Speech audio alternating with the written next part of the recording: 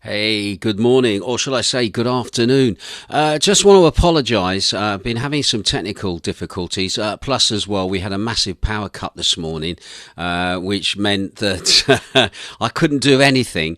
So I've decided to do the broadcast today from Studio One. And the reason for that is because, one, the weather outside is really windy. The weather this morning was not the best. It was pretty horrible, to be quite honest. And so I also noticed yesterday that my show that I did yesterday afternoon did not go up to Mixcloud and get saved, which was kind of strange. So I thought, well, what I do, I'll kill two birds with one stone. I'll do the broadcast today from Studio One, and I can also check and see if all my broadcast streaming is working. At the moment, I'm not sure if I'm going out on Facebook at the moment. I'm just having a look to see if I am being received at the moment. But at the moment, my phone, for some reason, is really, really slow at getting logged in to Facebook when I'm not actually logging directly in from the phone onto Facebook. So if I am being received, please just drop me some messages or something like that, just to let me know that you are hearing the news, etc. Right, so let's have a quick look at the news then for today. Let's, as always, go through the stats for COVID within the last 24 hours. Once again, I've not looked at the stats this morning simply because I don't want to confuse anybody when I come to do the news tomorrow. So it's as if today hasn't happened, if you can understand what I'm getting at. Right, at the moment then, the infections recorded from yesterday are down on the day before. You might remember on the day before we had 3,215 new infections across the country. Anyway, that's now down to 2,633 new infections recorded yesterday. Now that brings the grand total up to 212,091, of which 51% of those were actually male. As for infections that were coming through borders here into Greece, they're also down quite considerably as well. Yesterday I'd reported to you that there were 21 infections coming across the borders. Well, that is now down to 7 new infections coming from across the borders. Now, according to the national stats yesterday, there was one case of coronavirus on Lefkada, there was one case on Kefalonia, and there was one case on Corfu, while the national stats said that we actually had 5 cases here on the island of Zakynthos. However, once I checked the local news, we had reported 4 positive cases yesterday. The first one was a 22-year-old. The second was a 25-year-old. The third one was a 64-year-old. And the fourth one was a 42-year-old. You may notice that they haven't bothered on the news to say whether they were male or female. Anyway, it's been said in the local press that they are tracking their contacts at the moment. There's not been any word as to whether they were people that had been in contact with anybody who had the virus. So at the moment, that is a little bit of a big unknown. Anyway, Zakynthos, just for your information, has had 134 positive cases since the beginning of the year. 30 cases of those were in January, 70 cases of those were in February, and 36 cases have been during the month of March. As for deaths at the moment, deaths are down slightly from the last time I reported to you. Last time I reported 46 deaths. That's now down to 43 new deaths across Greece. Average age of those people passing away, 79 years of age. And the total amount of deaths we've had since the pandemic started has been 6,886. And remember, 94% of those had underlying health problems or were were over the age of 70, and the average death rate for Greece in 2019 was about 329 cases a day. And once again, just to remind you, here on Zakynthos, we've only had one death since the beginning of year from coronavirus, and that was during the month of February, and that was a 70-year-old lady with underlying conditions who had that. Now, as for critical cases at the moment, critical cases, I've just realised, is not there, but last time I did report to you that critical cases were 484 and they were up. So unfortunately, I've just realised that the critical cases for yesterday, I haven't got those statistics for you. Anyway, today's news then, basically the results of the post-mortem have been published by the press yesterday concerning the 37-year-old woman who ended her life on Sunday night.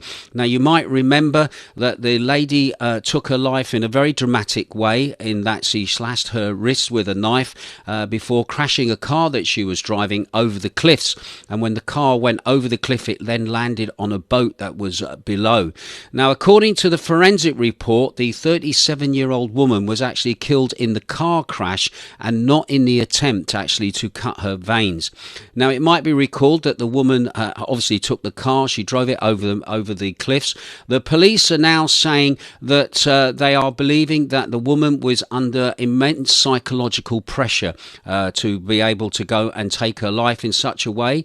Also, they said that from the autopsy report, the 37-year-old had sustained very, very serious head injuries, and that was the cause of death. So once again, we offer our sincere condolences to the family of the lady who took her life. Yesterday night, while I was writing the news, there was a fire that broke out in the port of Zakynthos at around about 9 o'clock. It seems that a boat there that had been moved onto the shore where it was going on for repairs and maintenance, and the boat is belonged to the Vaccinations company, caught fire. Anyway, firefighters rushed to the scene, and they extinguished the flames in a very short time to obviously limit the damage to the vessel, and also the danger that the fire may spread to other vessels that are also on the shoreline undergoing some form of maintenance or being laid up for the winter. At the moment, the fire brigade hasn't released any information as to the cause of fire, and I will think that will be doing today. Also as well, the Deputy Regional Governor, Konstantinos Zorbas, stressed yesterday on a visit to the island of Zakynthos that another vaccination clinic around mid-March the 16th will be open for people who can go and have the AstraZeneca vaccine.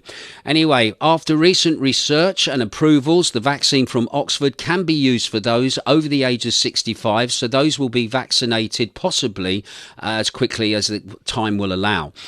This will be the third vaccination line that the minister has said. The first one obviously is in the General Hospital, which is using the Pfizer vaccine, which is doing 2 lines, and also the Eka Health Centre in town, which will also be a location for the Pfizer vaccine as well. As soon as the vaccine arrives, they intend to start the vaccinations, and that's looking like that could be round about the 16th of March, but we will wait and see. Anyway, a Greek government spokesman has stated that if the epidemiological situation significantly improves and vaccinations go to plan, Greece could reopen tourism in May. Well, we already knew that. Anyway, this comes on the back of the EU agreeing in principle to a digital vaccination passport to facilitate easier travel within the Union. The proposal will therefore be put before the European Council on March the 25th. Also as well, there has been reports that a police officer of the DIAS, which is the motorcycle patrol, allegedly involved in the beating of a man in an Athens suburb on Sunday, which went viral, has been suspended from the force. No more details were immediately available about the decision, but Greek police had ordered an internal investigation over the incident. More than 5,000 people marched through the densely populated residential area on Tuesday evening, which was prompted erupted from the viral footage of the incident. One police officer was seriously injured in the head during clashes after Tuesday's march. It's now thought that the officer's condition is not too serious. And finally, Greek shipping remains the number one in the world, according to a new report by the Union of Greek Shipowners released yesterday. Greece, a maritime nation by tradition, as shipping is arguably the oldest form of employment in Greek world. I thought there was another form of employment which is even older, but we won't go there. And has been a key element of the Greek economy ever since.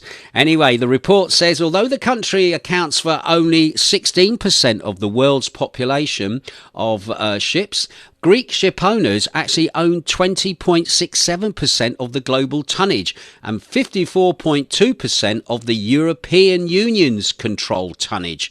Anyway, today shipping is the second largest contributor to the Greek national economy after tourism. So there you go. That is the news today from Greece. I'm just going to have a look on my phone. I can hear it buzzing away, but I'm not sure if I'm able to see any comments from anybody at the moment that have been coming through. Yes, my phone is not giving me the comments if you've sent them to me. I am not seeing them at all. And I'm not even seeing the live broadcast as well that's supposedly happening on here. Let's just have a look. Let's see what happens. I've just pushed live on my phone just to see if that might actually do anything. And it says start live broadcast, bring a friend on. I think I do have a few people tuning in at the moment. Shane Bowen is there, I understand. Also a few other people, but I'm actually broadcasting probably two ways to you at the moment.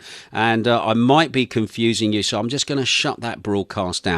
Right, I'm afraid that's it from me for today. I might do a little bit of an emergency music broadcast this afternoon because I really want to try and get to the bottom of the problems that I'm having at the moment with Mixcloud, and also I just want to make sure that I am broadcasting out because obviously I've got commitments to radio stations in the UK, and obviously I want to make sure that they get the stuff. All right, so anyway, thanks again if you've tuned in. Hopefully tomorrow back on the balcony with an update of the news from today, and also you have a nice day and have a good time wherever you might be in the world. I will be back with you later on. I will probably do a broadcast, just to see that everything's running correctly. So that's it from me for today. Thank you for tuning in. I'm going to quickly watch this back again and see how it sounds. I sound so formal when I do it like this. Anyway, you take care, have a great day, and I'll see you soon. Ta-ra.